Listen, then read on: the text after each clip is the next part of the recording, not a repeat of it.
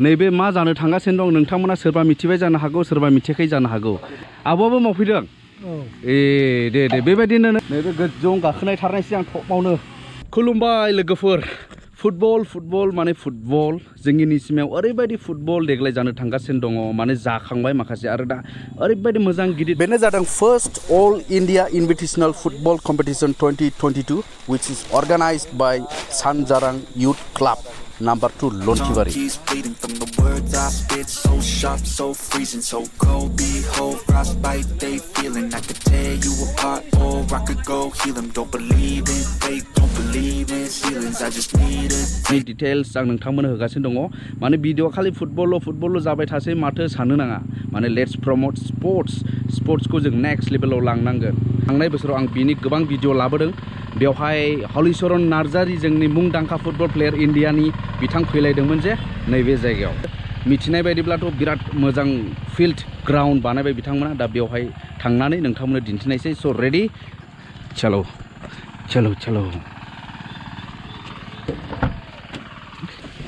yes I can feel the blood creeping up from the heathens. Got will, got fight, got pride, got reason. If they wanna go eat, then you know I'm gon' feed them. If you're coming for me, hope you're ready for it. अब्ला मोनफैबाय आङो number 2 लन्टिबारि खैलामैला चिरां डिस्ट्रिक्टनि गेलेग्रा फोथार मा गामिमोनलाय नानि दुइ नं लन्टिबारि नों मिथिया नानि ना बाबुलाय मा नाम बाबु नोंहा फुटुनास फै फिल्डआव थाङा औ दा नैबे फोथारा माने गोदानै खोबजोब जागासिनो दङ स्क्रिन होथेजोबगोन नालाय दा बेनिखायनो नैबे फोथारखौ आं दिनै माने आनबक्सिंसो खालामनायसै आरो आनबक्सिं दा बिराद मावख्रुबगासिनो दं 3 टिम जागासिनो दं माने साननैल'सै नालाय 9 अक्ट'बर माने देवबार नै फैगौ देवबार 9 थारिखआवनो बेवनि खेलाया अपेनिं जागोन दा हाबबाय आङो फोथाराव होगासिनो दं होमब्ला मा एवदों ना आच्छा गांसो फोसाबदों ना दा स्क्रिनाथ' फ्राय रेडि जाजोब्बाय नै होथेजोब्बाय माने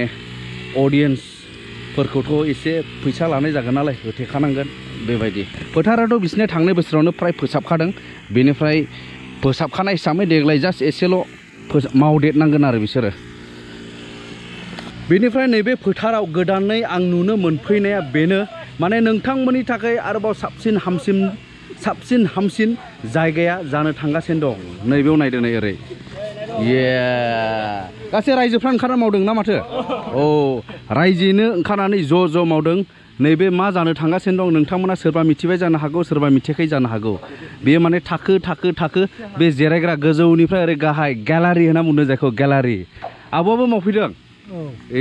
दे बेबायदिनो सेंग्रा बोराय माने गोसो होनानै ज' गामिनिफ्रायनो ओंखारनानै मावदों बे नाम्बार 2 लन्टिबारिनि खौसेथिखौ मानिनांगोन नै थाखोबसे जागोन थाखोथाम लाइन मोनथाम थाखोथाम जागोन लाइन मोनथाम 1 2 3 ओमफ्राय बे थाखोजोंनो गाखोलांगौ ना गोजौनिबो ओरैथ' रेडि जाबाय र' माखासे रेडि जानाय जायगाखौ आं नोंथांमोननो दिन्थिनि र' मोनसे लाइन मोनब्रै जोङो मोनब्रै बे जेनेरेल ना बने टिकेटआ बांसिन जागोन बनेलाय बने 100 बेवहाय नैबे जायगाखौहाय गोजौआव जिरायलायनानै जुदि नायनो गोसो जायोब्ला 100 थाखा जागोन अनलि 100 थाखा नैबेबायदि गोजौआव जिरायलायनानै नायनो गोसो जायोब्ला ग्यालारियावब्ला 100 थाखा हरै रेडि जाबाय नै फारसेनो ओमफ्राय ओरैनो एसेल'सै नै एलाय ओरै नायदो नै ओरैनो रेडि जाबाय नै एसे खाजब खालायबावनांगौ दङ नै बेबायदि आं गाखोनायनि माबायदि जायो नैबे गोजौआव गाखोनाय थारनायसै आं टपआवनो हाब सिन्था गैया नै माने ओरैबायदिखा आथिंनिफ्राय लानानै खर' बिजौसिम प्लेयारफोरखौ नुहुरजोबगोन आरो नै खुनु माबा गैया ओमफ्राय नैबो गाग्रा दंलायखायो नै गानानै आराम नाहरदो आरो बेनि थाखाय 100 रुपिस माने 100 थाखा वाव बानायबाय बिसोर नाम्बार 2 लन्टिबारिनि सानजारां क्लाबआ बानायबाय होमब्ला देग्लाय खुनु हाब्रु जानाय माबामोन बियो देग्लायथ' गांसो रज'जोब्बाय नानै हाब्रा जानाय गैलायबाव ओरैनो लाइन मोनब्रै दे ओरैनो थाखोब्रै माथो ने थाखोब्रै ओरैनो बे 100 थाखा 100 only 100 मथा मथि जोंनि एरियायाव जोंनि ओनसोलाव फर्स्ट टाइम नुनो मोनगोन बेबायदि गैलारि आरो बेबायदि क्लाब्सफ्राबोथ' दामि दामि क्लाब्स माने क्वालिटी प्रोफेशनल क्लाब्सफ्रा फर्स्ट टाइम जोंनि चिरां डिस्ट्रिक्टआवनो नैबेयाव साफैजेनगोन होनना बुंनो हायो दे ओइ आसललै बे आसल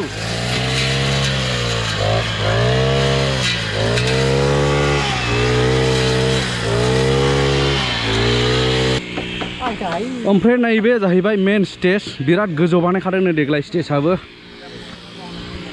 बाब जानजिनि बारा नै 4 फुट गोजौ स्टेज बाब थ' आलासि जानानै जिरायनो मोनला बिराद मोजां नुहुरगौमोनलै खेलाखौहाय बेबो रेडि जानो थांगासिनो दङ नै ओमफ्राय बिसोर गासै कमिटिनि बिसोर माने एसे सानलायगासिनो दं आरो बिराद सिन्था खालायदों माबायदिब्ला साबसिन जागोन स्मुथ टु फांसन द प्रग्राम स्मुथलि होनना बुंदों दा नायदो नैबे बेनाराव नायब्लानो नोंथांमोना बुजिगोन बेयो मा जानो थांगासिनो दं नैबेनिफ्रायनो दे first all India invitational football tournament 2022 all India होनदों माने नेशनेल गेम जानो थांगासिनो दं जोंनि चिरां डिस्ट्रिक्टआवनो बेखौ सोर अर्गानाइज खालामदों नायदो नै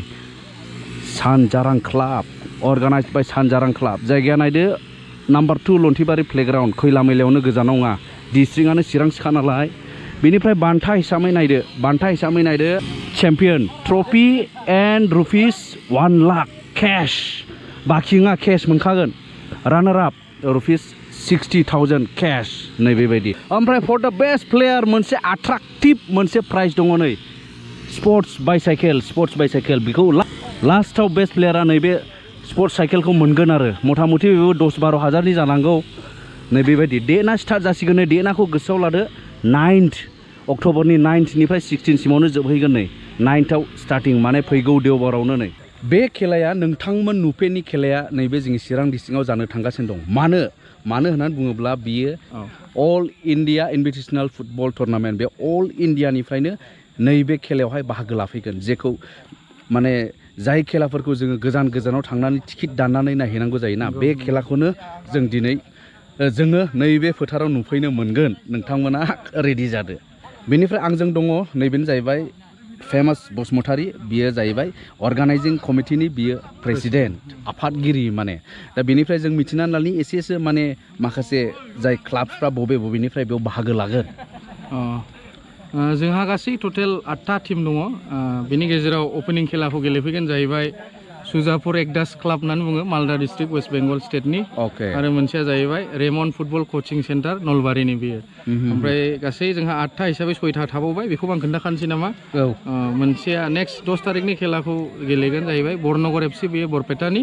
आरोबाव आगासा एफसि बियो मणिपुरनि आरो बेजों लोगोसे जोंहा गुबुन टीम दंबावो फेरेंगा एफसि बिजनि बे चिरांनि जाहैबाय मोनसेया जाहैबाय सालबारि बिलोगो क्लाब वेस्ट बेंगलनि बाव ओमफ्राय नेक्स्ट 12 तारिख लास्ट फार्स्ट राउन्ड बा फार्स्ट क्वार्टार खेलाया जाहैगोन रेलवे एफसि कलकाता बियो ओमफ्राय मोनसेया आनौ एफसि बेबो मणिपुरनि गासैबो मोजां टीमानो मोनथाम स्टेटनिफ्राय जाहैबाय टटेल माने बे इनभिटेशनेल होननाय लोगो लोगो ओरैबायदि जायो लोगोफोर माने बिसोरो सेलेक्टेड टीम्सफोरखौल' इनभाइट खालामनाय जादों वेस्ट बेंगलनिफ्राय मोनथाम वेस्ट बेंगलनिफ्राय मोनथाम मणिपुरनिफ्रायबो मोननै मणिपुरनिफ्राय मोननै आसामनि मोनथाम नै बेबायदि स' बुजिखाबाय नोंथांमोना माबायदि क्वालिटि गेम नैबेयाव जानो थांगासिनो दं फर्स्ट टाइम इन चिरां आसिन भिलेज लेभेल बियो भिलेज लेभेल गोथौआवहाय बेयो फर्स्ट टाइम जानो थांगासिनो दं नेशनेल लेभेलनि खेलाया बिसोरखौ बुजिबाय दा जाबजुंना बिसोर माने दा बेबायदि आरो ओमफ्राय टिकेटनि बेसेनखौ आं दहाय एसे बुंदोंमोन दा एक्जेक्टलि माब्रै होनो गेलारियाव 100 रुपिस ओमफ्राय जेनेरेलाव हायाव बयबो एकमडेट खालामनो हानाय बायदि एफर्ड खालामनो हानाय 40 थाखा नै बेबायदि आरो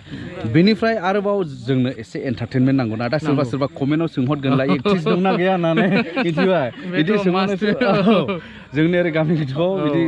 बल खेला जाबायला आर्टिस्ट एक्ट्रिस एक्टर नायदेरनो लुबैयो दा सोरखौ हांख्रायदों नोंथांमोना अडियेन्सफोरनि थाखाय मोननै लाब जासिगोन दा मोनसेया जाहैबाय नेशनेल लेभेल फुटबल प्लेयार्स बा इन्टारनेशनेल फुटबल प्लेयार्सफोरखौ नुनो हागोन मोनसेया जाहैबाय आर्टिस्ट दङ सारा सोंनाय बायदि जोंहा अनसुमै बर' होनो गरेस्वर बाक्सानि नायफैनो हागोन स' गिबियावनो बयनिसिमबो खुलुमनायखौ बावहरग्रोनाय जाबाय फैगौ 9 अक्ट'बर खालि 9 नं लन्टिबारियाव सानजारां क्लाबनि बानजायनायाव फुटबल टुर्नामेन्टनि ग्रेन्ड अपेनिं जानो थांगासिनो आसा खालामो नोंथांमोनखौ आं बेवहाय बयखौबो लोगो मोनगोन होननानै आरो लोगोसे बेवहाय नोंथांमोना बयबो लोब लोब फैनानै नायफैनो थाखाय बाहागो लाफैगोन होननानैबो आसा खालामनाय थाबाय गोजोन्थों 1टानिफ्राय स्टार्ट जागोन औ 1टानिफ्राय प्रग्रामा स्टार्ट जागोन ओमफ्राय 2:30आव किक अफ राइट माने राइट 2:30आव फ्रिट होननाय लोगो लोगो बल खेला स्टार्ट जोङो अडियन्सखौ नेनो हाया खारन बेखौहाय AIFA आखायाव लानाय हिसाबै बिथांमोननि टाइम बायदिसो जों खारनांगौ जागोन राइट अब्ला गोसोआव लादो गुबुन खेलाफोर बायदि है 2:30आव होनला 3टा 4टा जाहैयोलै होननानै साननो हागौ खिन्थु बेबायदि नङा बेयाव रुल्स एन्ड रेगुलेशन्स दं फ्रम अल इन्डियानिफ्राय मोननाय बे रुल्सजोंसो बियो खारगोन AIFA नि रुल्सजोंसो खारगोन ना अडियन्स जायाखै होननानै जों थाथ'नो हाया बेखायनो थाब फैनानै जेन' जायगाफोरखौ लाफै नङाब्ला गेलारिया थोस्लामाबो जानो हागौ गेलारिया अनलि 1000 केपासिटि 1000 जनल' बे जायगाखौ मोनगोन ओमफ्राय 200टाया already booked season ticket book जाखाबाय बे 200टा जायगाखौ मोनखाले होमब्ला 800टाल' थाबाय स' बेखौ गोसोआव ला लोगोफोर